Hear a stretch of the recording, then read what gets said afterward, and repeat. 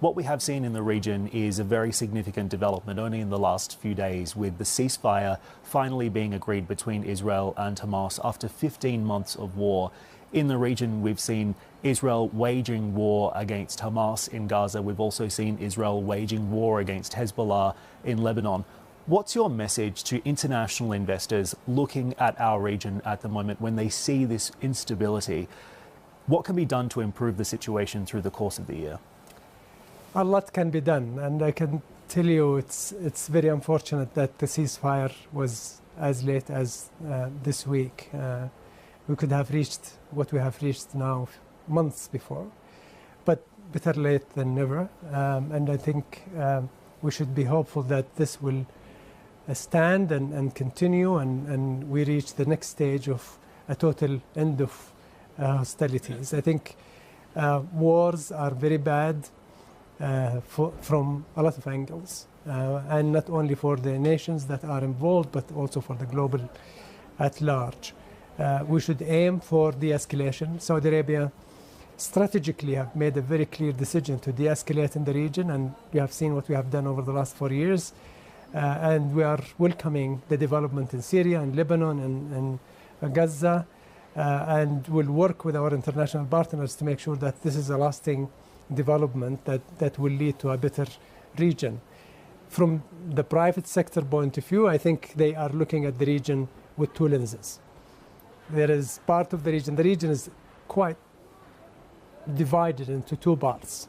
One part that is actually flourishing and seeing significant development with bold, consistent, brave decisions to reform and consistent delivery and execution, and other parts that are really involved in a very struggled war, conflicts, internal conflicts, that we collectively in the international community are trying to actually bring about peace and prosperity. For that to happen, we need Saudi Arabia and others in the region to be strong, to be able to help them. We need to show a role model also that if you focus on your economy and your people, you will prosper. And that's what we are seeing actually now, that a lot of nations around us saying, if Saudi are able to do what they have done through these reforms, maybe we should start, and some of them have started. Indeed, and if the ceasefire in the region holds, phase 3 of that agreement calls for the rebuild of Gaza. What role will Saudi Arabia play in the rebuild of Gaza, and how much are you willing to pay?